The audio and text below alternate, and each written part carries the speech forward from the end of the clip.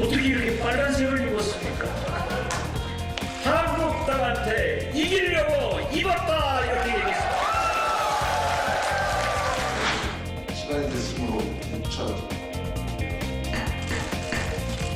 삼당 통합선언은 제3세력 대통합의 신호탄이 될 것입니다. 4.15 총선 2달 전인 이달 중순까지, 즉 다음 주까지는 적어도 3당 통합선언이 이루어지길 기대합니다. 바른미래당과 미래세력 그리고 제3세 중도 통합은 긴밀하게 협의되고 있고 조만간 그 결과가 나올 것임을 분명히 말씀드립니다.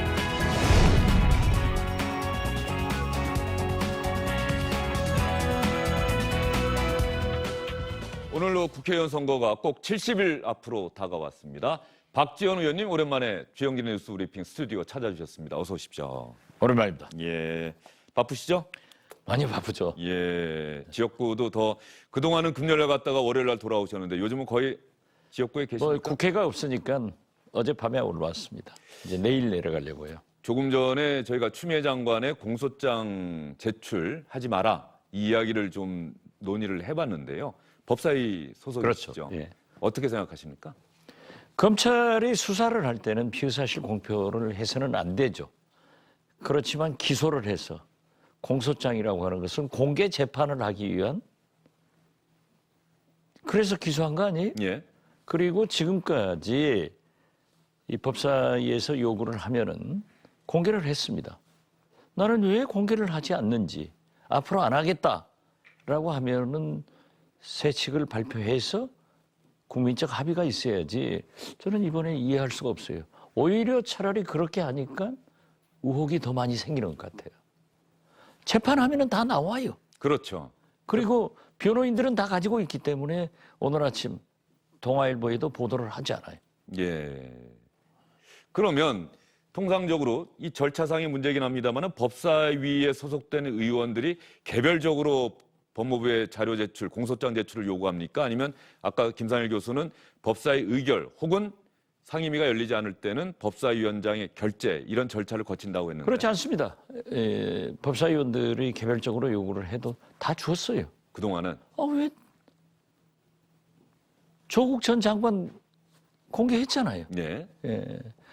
다시 말씀드려서 검찰이 수사를 할 때는 인권 문제가 있기 때문에 피의사실 공표가 안 돼야죠. 그건 지금 잘하고 있는 것 같아요.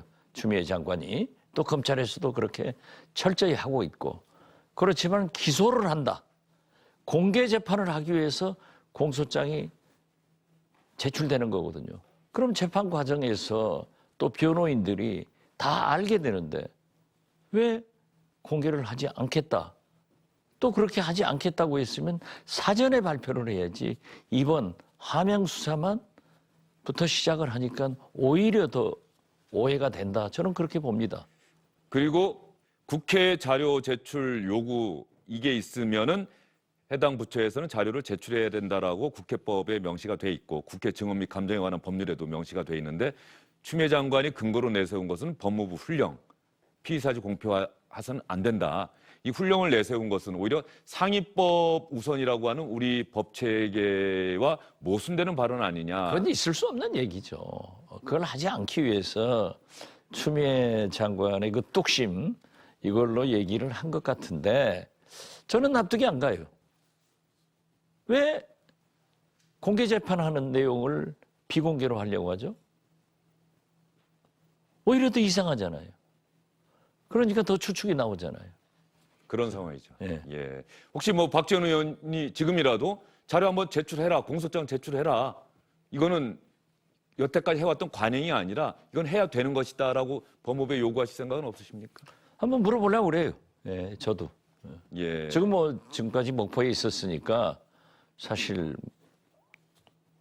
별로 관심을 안 뒀지만 당연히 공개되는 거니까 저도 이제 우리 의원실에 와 있겠지라고 했는데 없더라고요. 알겠습니다. 박지원 의원께서 또 자료 제출 요구하셨을 때 법무부에서 어떤 답변이 올지 추미애 장관 아침 답변 보면은 여전히 안 보낼 것 같긴 합니다. 뚝심이 세죠. 예. 지역구에 오래 계셨는데 목포뿐 아니라 호남권의 민심은 어떤 것으로 파악하고 계십니까? 호남에서는 문재인 대통령 잘한다가 압도적입니다. 예. 그리고 이제 상대적으로 한국당, 오늘 미래한국당 같은 게 창당되는 것에 대해서 굉장히 분노하는 그런 거죠. 꼼수다. 꼼수 아니에요? 그게 있을 수가 없는 일 아닙니까? 예. 그런데 자유한국당에서는 그런 얘기도 나오고 있어요. 예전에 저도 기억을 합니다만 취재도 했었고 새천년 민주당 시절인가요? 자민련의 교섭단체 만들어주기 위해서 의원 3명 이른바 꿔줬던 것, 그래서 연어가 돼서 돌아오겠다고 했던 것, 그것부터가 꼼수인데 우리를 비판하느냐, 뭐 이런 얘기도 하던데 말이죠. 뭐 김대중 이렇게 받고 싶었을 거예요. 그렇지만은 차마 못한 것 같은데 그때는 잘 아시다시피 DJP 연합을 통해서, 즉 김대중, 김정필 연합을 통해서 국민에게 심판을 받았어요.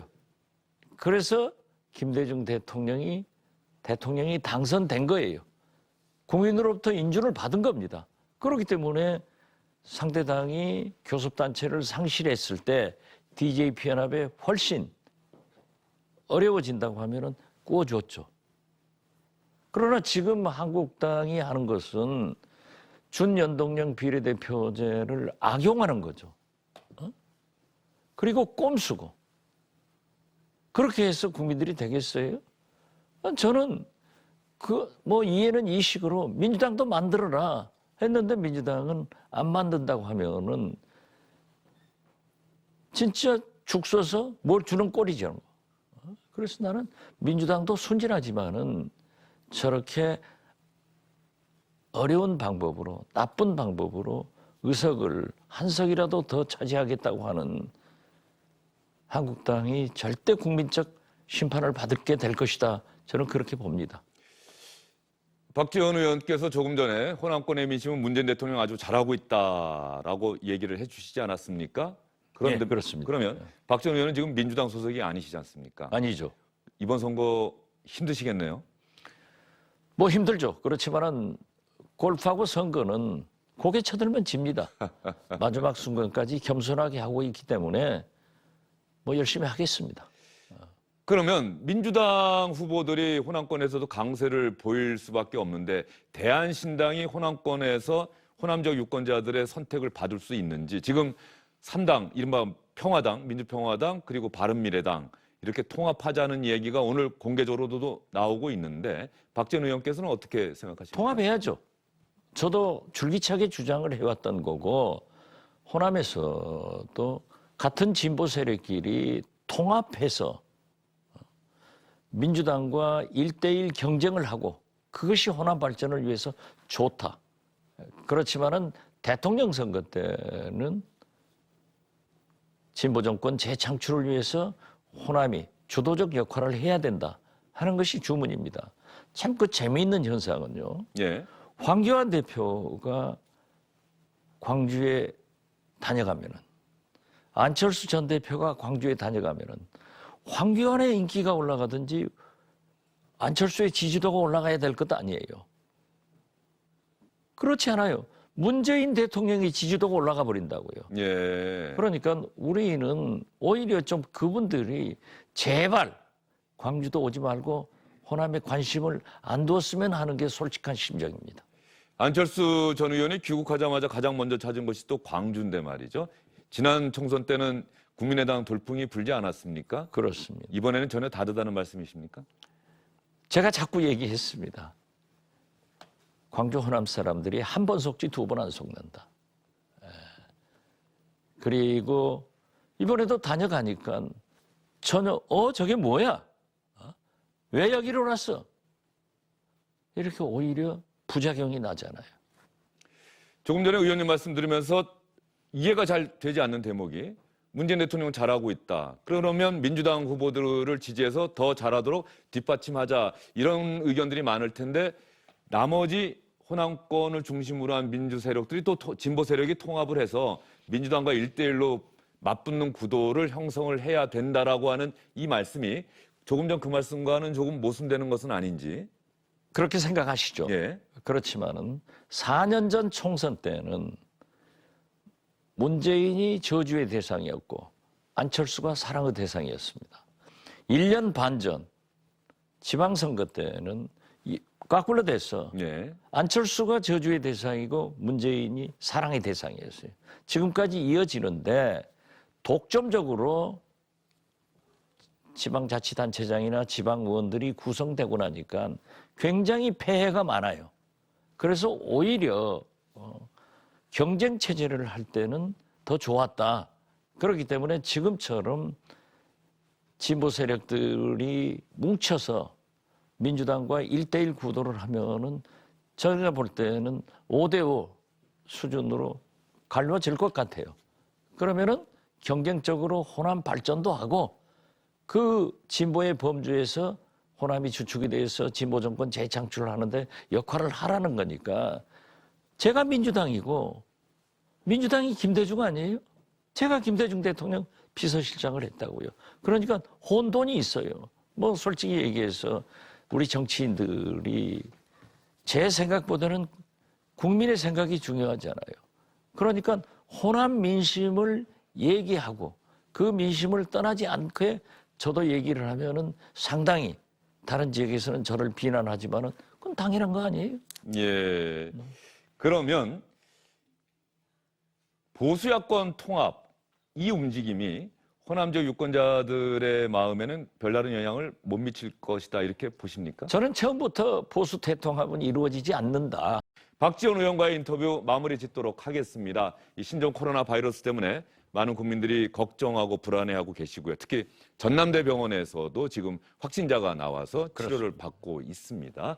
이럴 때 정치가 국민을 위로해야 할 텐데 말이죠. 오히려 걱정 끼치면 안 될 텐데 말이죠. 지금 한국당에서 지나치게 정치 공세를 하고 있습니다. 정부 대책 잘 하잖아요. 그리고 지금 현재 우리는 사스, 메리스, 심지어 IMF 외환 위기까지도 극복한 훌륭한 대한민국 국민입니다. 지금은 정부를 믿고 함께 방역에 또 조심해야죠. 이제 곧 아마 방송하신다고 그러시는데요. 예.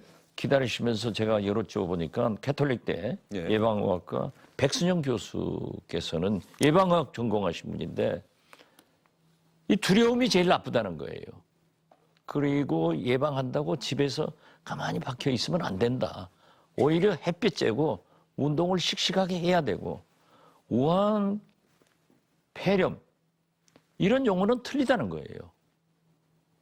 신종 코로나 바이러스지 폐렴이 아니라는 겁니다. 예. 그래서 황교안 대표가 저렇게 위기를 조성하는 듯한 그러한 발언은 옳지 않다. 이런 말씀을 하는데 저도 아주 전적으로 동감을 했습니다. 예.